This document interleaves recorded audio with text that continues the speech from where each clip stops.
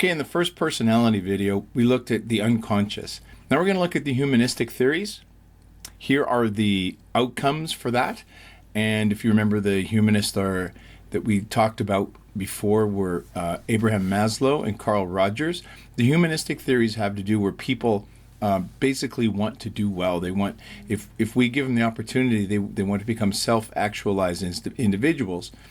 And so everyone innately wants to do that. And that's kind of the basis of their humanistic theories of personality.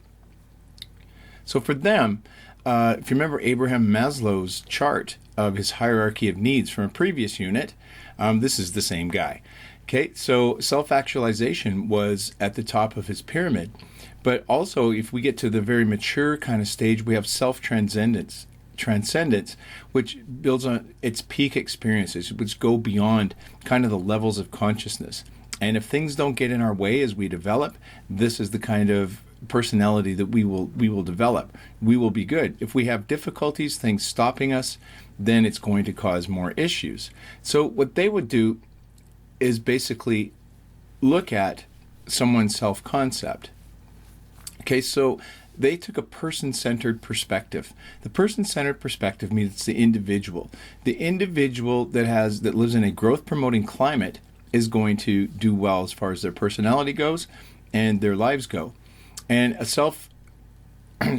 person-centered that is well-centered is going to have genuineness, acceptance, and empathy. Okay, and unconditional positive regard is part of this. Unconditional positive regard is a regard where we don't hold people, we hold them, even though we may not like them or whatever, we hold them in high esteem and we treat them that way. The self-concept, when they measure these kinds of things, and often this is involved in their therapies as well, which we'll learn in a later unit, have to do with, where are you in your life right now and where do you want to be in, 10 years or so? And then they can look at the stumbling blocks that are stopping you from your life as you describe it now, which is your self-concept and the concept of yourself that you want to become. Okay, so it's basically human growth, healthy human growth. It's on the positive side, right? So they've had, lots of great outcomes. It's used a lot, in business models. It's used in educational models. It has led to some things, that were not foreseen. Perhaps it's, has led somewhat into the self-indulgent idea, in a individualistic society.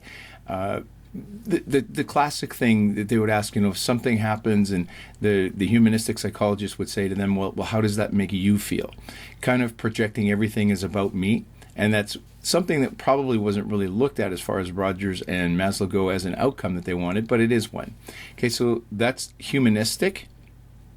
And when we assess the self, again, the ideal self versus the actual self is the person's self-concept, and that's what they depend on.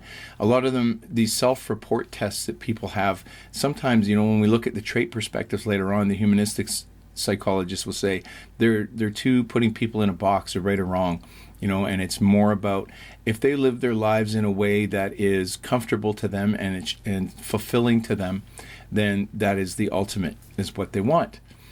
So there is a renewed interest in self-concept. Self-concept is definitely important. However, the humanistic stuff, the criticisms it's kind of vague and subjective. It's not like what one person feels is good is not necessarily good, and it's based on their self-reports. Okay, and in an individualistic society, again, this can be taken to an extreme where we take things as we become a little bit maybe self-absorbed. Okay, as opposed to the collectivist cultures, where what is good for the group is important. Okay, Module 58. Now we're going to move into the trait perspective, and what traits are basically those qualities. The humanists and the psychoanalysts, they kind of looked at explanations for our personalities, where traits more look at describing our personalities. Okay, and if we can describe them perfectly, we can probably predict behaviors in certain situations. We're not there, but it would be really interesting. Maybe one of you one day will totally figure this question out. Okay, so a really common one is the Myers-Briggs indicator.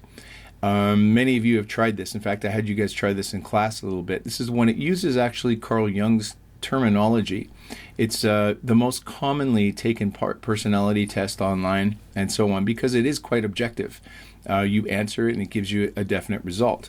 But when we're looking at traits, there are so many traits. When we look through all of the ways we can describe a personality trait, we could probably come up with, thousands of descriptors. But that doesn't really help us when we're describing a person's personality.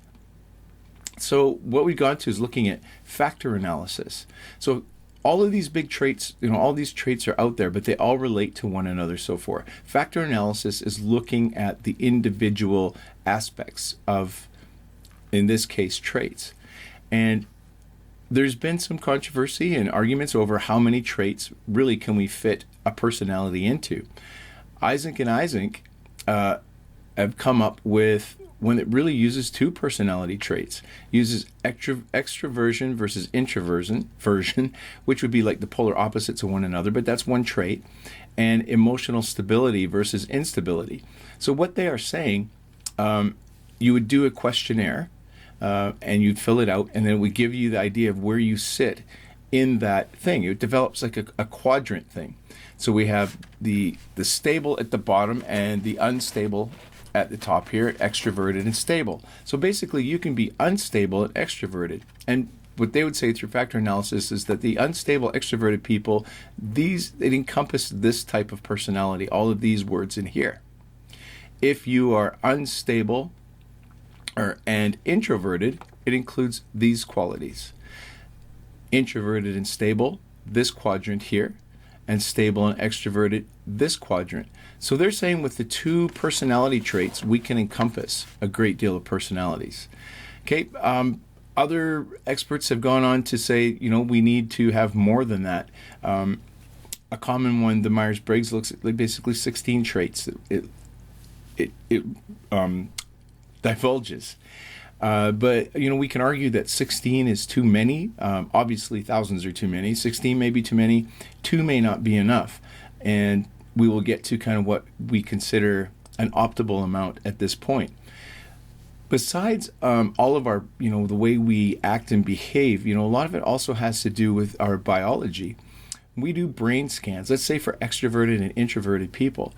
When we look at brain scans at introverted people, it kind of looks like their brains are quite active. And so maybe their introversion is a way, because their brains are all already satisfied with all of the amount of activity going on, that it comes across as being introverted. Whereas extroverts are trying to get the extra because their brains are not as active. Their brain activity is not as active. So there are differences in brain scans. And there's difference in many things we find.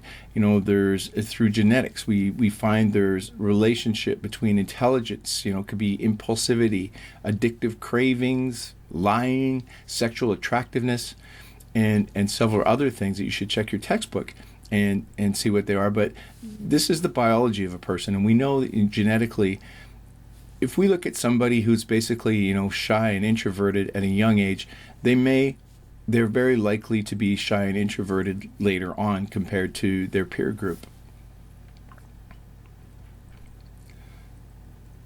So when we assess these traits, what we do is we use basically personality inventories. Now, one of the most empirically tested personality inventory is the Minnesota Multifaceted Personality Inventory, or the MMPI. Okay, it was originally designed and actually still used that way to look at abnormal psychology, to look at problems that people are having. But it isn't effective. It's starting to be used in other ways as well. It's empirically derived because what they will do is they'll look at a series of questions. So it's quite objective. We give all these questions, and then we'll look at people that have differing traits, how they answer that question. So it may not be the answer itself, but it's how your answers will match people of those types of personalities. So it is objective in that respect. Of course, we look at people that lie, especially if you use it for businesses and people are trying to get a job and they take this, they will give the socially responsible answers. But they may score also really high on a lie scale. So there'll be questions in there to indicate that perhaps, they're giving socially acceptable answers.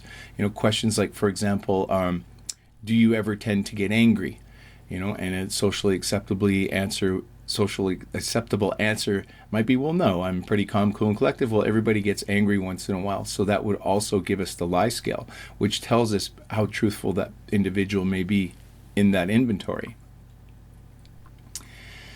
So 2 to 16, too many, too little. Right now, we kind of look at the big 5 factors. Okay, so the big 5 are these: conscientiousness, agreeableness, neuroticism, openness, and extroversion. And again, those two have the polar opposites of one another. If, for example, conscientiousness, it's on the one side of the scale, you're disorganized, careless, and impulsive. On the other side, you're organized, careful, and disciplined. So we think we can identify personalities pretty well with these 5 traits when we look at the factor analysis of how people fit into these. Now, in order to remember this, you can picture a canoe. There is an acronym for one of your mnemonic devices, which I hope you're still using from way back what we learned in September. Or you could arrange these letters to be ocean. It's probably best that you come up with this, what works for you the best, because that will be the most meaningful to you. The other things you can do, if you say you do picture a canoe in your mind, you could probably think of a person that represents conscientiousness to you and put them into that canoe. Maybe it's a lawyer, or a judge or something that is very conscientious. Or agreeableness, it could be, the yes man or whatever, and you could place those people in the boat and you can remember these big 5. Okay, so have a look at those and you can see kind of the opposites, what they are. I think you understand what all of these mean. Neuroticism is basically the emotional stability. When we talk about neurotic disorders, those are ones that you have, but they bother you. So for example, depression, you are depressed. Okay, it bothers you. Or you're anxious and it bothers you. Those are neurotic type of disorders, as opposed to, psychotic, where you might be out of touch with reality. Okay, so these traits, will hold true, but a controversy over this is called the person-situation controversy. So the argument is, well, you may be shy or introverted in some situations that you're in, but the situation may make you extroverted when you have to do something. Maybe in a party situation, you become an extrovert. You become the life of the party, but in school, you're very quiet and introverted.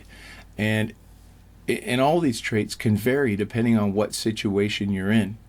So these situations that you're in, though, the answer that the trait theorists will have is that we're not looking at pinholing you into that personality thing, but it's more of an average over all the things that you do. So they say that the person-situation controversy is addressed that way. Can the traits predict behavior? In some instances, we can. If we can really understand someone's personality, we can have a pretty good idea of predicting how they're going to behave in a situation. But we are still refining our trait perspectives and all our personality perspectives until we can get to that point, which may be never. Okay, so that's the end of video 2, and we'll be right back with video 3. See you in class.